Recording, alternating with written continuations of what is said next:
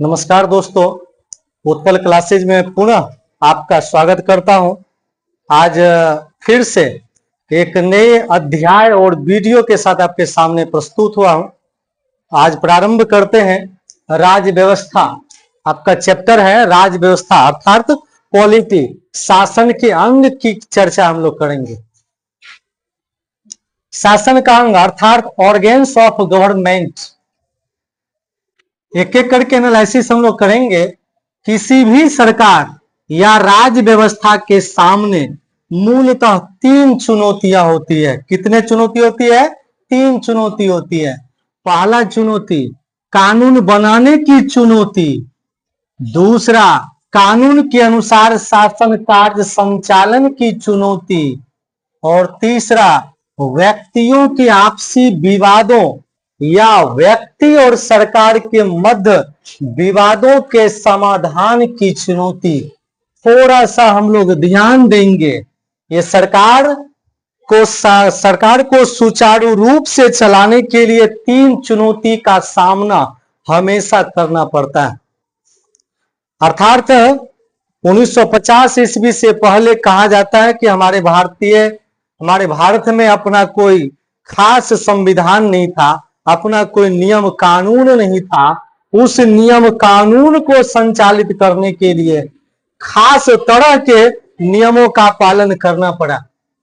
जैसे कानून बनाने की चुनौती हमारे सामने आ गई कि अर्थात हम लोग कानून कैसे बनाएंगे, किस रूप में बनाएंगे, किसके लिए बनाएंगे। जो कानून हम लोग बनाने वाले हैं उस कानून का लाभ क्या कहते हैं, उस कानून का लाभ समस्त वर्गों तक पहुंचेगा, ये सबसे बड़ी चुनौती थी। दूसरा चुनौती है कानून के अनुसार शासन कार्य संचालन की चुनौती। हम जो कानून का निर्माण करेंगे, जिस नियम को हम लोग तैयार करेंगे, उस नियम को कैसे संचालन किया जाएगा, संचालन करने वाले कौन संस्था होंगे, चलाने वाले कौन व्यक्ति होंगे, कौन उत्तरदायी लेंगे, ये हमारे पास चुनौती थी।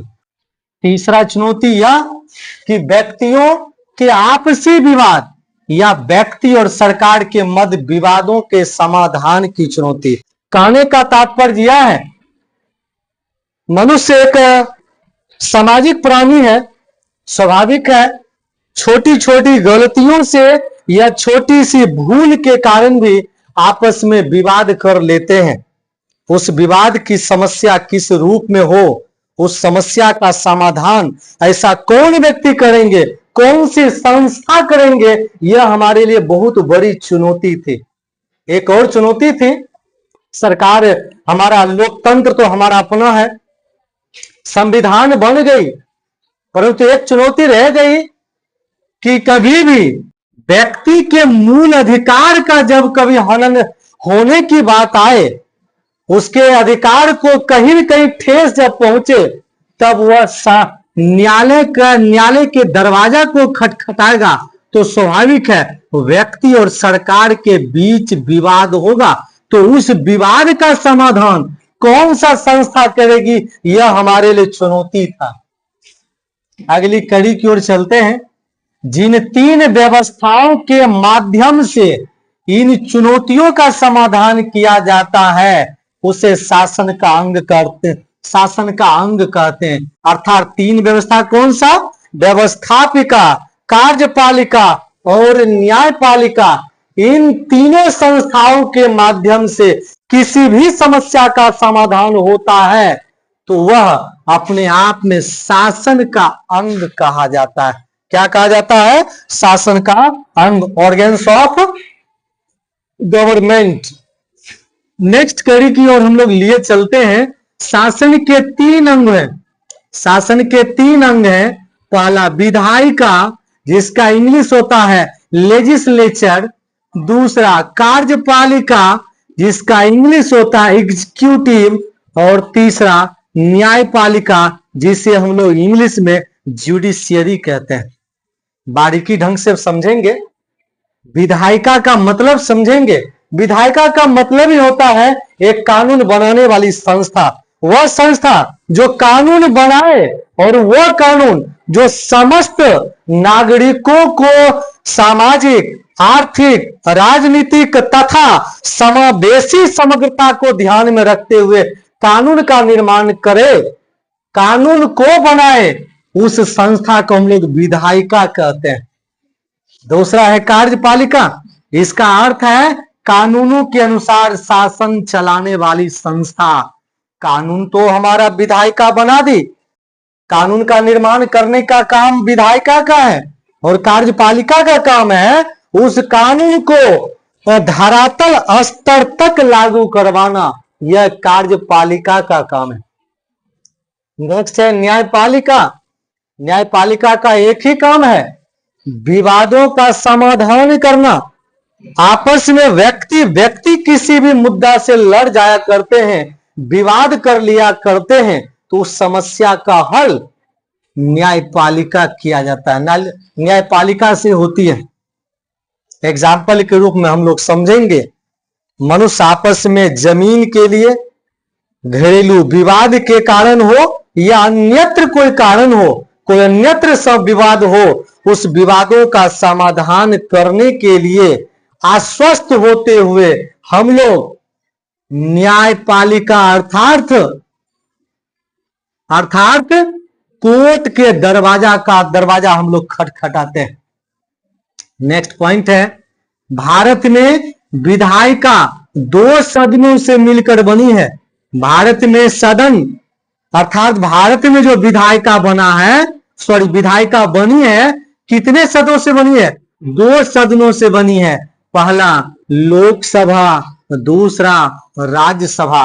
लोकसभा को ही हम लोग निम्न सदन कहते हैं, लोकसभा को जनता का सदन कहते हैं, लोकसभा को निम्न सदन कहते हैं, लोकसभा को जनता का सदन भी कहते हैं। लोकसभा का कार्यकाल 5 वर्षों का होता है और राज्यसभा का कार्यकाल अस्थायी होता है। लेकिन कहा जाता है उस राज्यसभा में जितने भी मंत्री होंगे, सदस्य होंगे, उनका कार्यकाल 6 वर्षों का, और प्रत्येक 2 वर्षों पर सदस्य रिटायर होते हैं। नेक्स्ट है लोकसभा। इसमें जनता द्वारा सीधे चुना जाता है, जिसे हम लोग प्रत्यक्ष चुनाव कहते हैं। क्या कहते हैं? प्रत्यक्ष चुनाव। प्रत्यक्ष चुनाव प्रणाली के तहत जनता डायरेक्ट अपने प्रत्याशी को चुनकर लोकसभा जैसे सदन में भेजती है, ताकि हमारे निचले तबके हुए जो भी समस्याएं, उस समस्या को सदन के पटल पर उठावे, जिम्मेदारी लेते हुए उस समस्या का हल करवावे।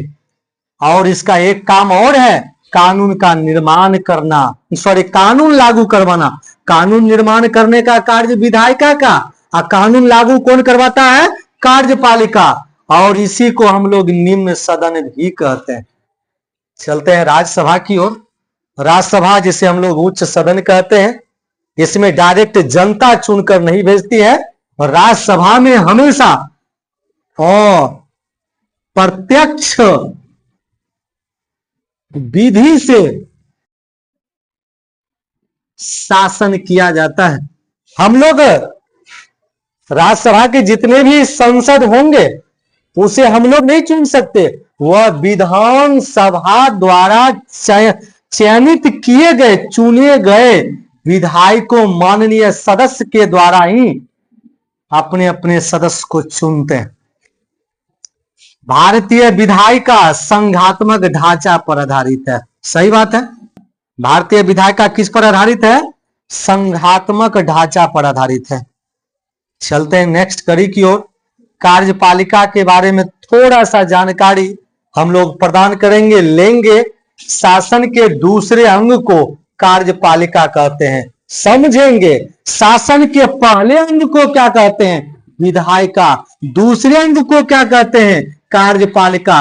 तीसरे अंग को क्या कहते हैं? न्यायपालिका। कर्मानुसार हम लोग समझेंगे, फिर से समझेंगे। शासन के दूसरे अंग को क्या कहते हैं? कार्यपालिका। और इसका मुख्य कार्य है कानून को लागू करवाना। चलते हैं आगे। कार्य, समय और परिस्थिति के दृष्टिकोण से कार्यपालिका को भी दो भागों में बांटा गया। एक है राजनीतिक कार्यपालिका, दूसरा है अस्थायी कार्यपालिका। राजनीतिक कार्यपालिका में प्रधानमंत्री, मंत्री जो भी आते हैं, राष्ट्रपति, ये सभी के सभी राजनीतिक कार्यपालिका के अंतर्गत आते हैं। और अस्थायी कार्यपालिका के अंतर्गत संघ लोक सेवा आयोग के द्वारा अस्थायी नियुक्त किए गए कर्मचारी और लोक सेवा आयोग अर्थात राज्य लोक सेवा आयोग के तहत अस्थायी नियुक्त किए गए कर्मचारी, एग्जाम्पल में आईएएस, आईपीएस अर्थात डीएम और एसपी, ये सभी अस्थायी कार्यपालिका है। नेक्स्ट करी की ओर, राजनीतिक कार्यपालिका के अर्थात राजनीतिक कार्यपालिका चार तरह के: अध्यक्षीय कार्यपालिका, संसदीय कार्यपालिका, दोहरी कार्यपालिका और बहुल कार्यपालिका। अध्यक्षीय कार्यपालिका का इंग्लिश प्रेसिडेंशियल एग्जीक्यूटिव, संसदीय कार्यपालिका जिसका इंग्लिश होता है पार्लियामेंट्री एग्जीक्यूटिव, दोहरी कार्यपालिका जिसका इंग्लिश डबल एग्जीक्यूटिव, बहुल कार्यपालिका जिसका इंग्लिश होता है प्लूरल एग्जीक्यूटिव। आइए चलते हैं, इन सब के बारे में एक एक करके थोड़ा थोड़ा करके एनालिसिस करेंगे। पहला है राजनीतिक कार्यपालिका। जनता निश्चित अवधि के लिए प्रत्यक्ष या परोक्ष रूप से चुनती है।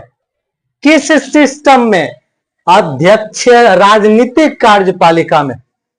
फिर से सुनेंगे, राजनीतिक कार्यपालिका में जनता की सबसे बड़ी योगदान होती है और वो जनता प्रत्यक्ष रूप से चुनकर भेजती है। डायरेक्ट डायरेक्ट प्रत्याशी के रूप में खुले मैदान में चुनाव के द्वारा इसे सदन के पटल तक पहुंचाया जाता है।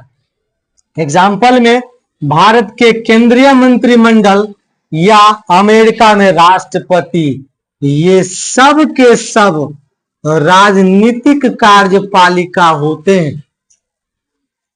अध्यक्ष कार्यपालिका यह प्रणाली अमेरिका जैसे देशों में प्रचलित है। अध्यक्ष प्रणाली कहाँ है? अमेरिका जैसे देशों में है, जहां जनता एक निर्वाचक गण के माध्यम से राष्ट्रपति का चयन करती है। कौन चयन करती है? जनता निर्वाचक गण के माध्यम से राष्ट्रपति का चयन करती है। परंतु भारत जैसे लोकतंत्र शासन व्यवस्था में जनता राष्ट्रपति को नहीं चुनती है, बल्कि जनता के द्वारा चुने गए मंत्री अर्थात क्या कहते संसद के द्वारा, और उस सभी संसदों के द्वारा 50 व्यक्ति प्रस्तावक और 50 व्यक्ति अनुमोदक के द्वारा राष्ट्रपति के लिए चुना जाता है। नेक्स्ट है संसदीय कार्यपालिका। यह प्रणाली भारत और इंग्लैंड जैसे देशों में प्रचलित है। कौन सा प्रणाली, कौन सा सिस्टम? संसदीय कार्यपालिका। कहां संसदीय कार्यपालिका कहां? भारत और इंग्लैंड में। भारत और इंग्लैंड में। दोहरी कार्यपालिका की ओर ध्यान देंगे। यह प्रणाली सिर्फ और सिर्फ फ्रांस जैसे देश में प्रचलित है। इसके अंतर्गत कार्यपालिका की शक्ति राष्ट्रपति और प्रधानमंत्री में विभक्त हो जाता है। किस एग्जीक्यूटिव में? दोहरी कार्यपालिका में प्रधानमंत्री और राष्ट्रपति का शक्ति का विभाजन हो जाता है। नेक्स्ट है बहुल कार्यपालिका। यह प्रणाली स्विट्जरलैंड जैसे देशों में प्रचलित है। यहाँ एक प्रमुख सहित कुल 7 सदस्य जिन्हें बराबर शक्तियां प्राप्त हैं, फिर से सुनेंगे। बहुल कार्यपालिका में, यह बहुल कार्यपालिका सबसे ज्यादा प्रचलन में कहां है? तो जवाब देंगे स्विट्जरलैंड में। इसके बारे में थोड़ा सा जानकारी हासिल करेंगे। तो एक प्रमुख सहित, कौन सा प्रमुख? पूरे देश का प्रमुख, पूरे शासन व्यवस्था का प्रमुख, और एक प्रमुख के साथ मात्र 7 गो सदस्य होता है, जिन्हें बराबर बराबर शक्तियां हासिल होती है। नेक्स्ट है अस्थायी कार्यपालिका। इस प्रणाली के सरकार द्वारा अस्थायी नियुक्त निश्चित आयु सीमा तक करती है। ये सभी अधिकारीगण हैं। इससे पहले भी हम लोग पढ़ चुके हैं, समझ चुके हैं। अस्थायी कार्यपालिका में डीएम साहब हो गए, क्या कहते हैं, जो एसपी साहब हो गए, ये सब के सब अधिकारी, जितने भी अधिकारी हैं, ये अस्थायी कार्यपालिका होते हैं। क्या होते हैं? अस्थायी कार्यपालिका। आज यहां तक ही आपके सामने हमने एक छोटा सा वीडियो लेकर आया, और उम्मीद करता हूं जो कुछ मेरे द्वारा जो जानकारी दी गई वह शायद समझ में आ गया हो, ऐसा उम्मीद करता हूं। यदि यह वीडियो पसंद हो, यदि यह वीडियो अच्छा बना हो, आपके हित में हो, तो इसे लाइक करें और शेयर करें, और इस चैनल को सब्सक्राइब करें। जय हिंद।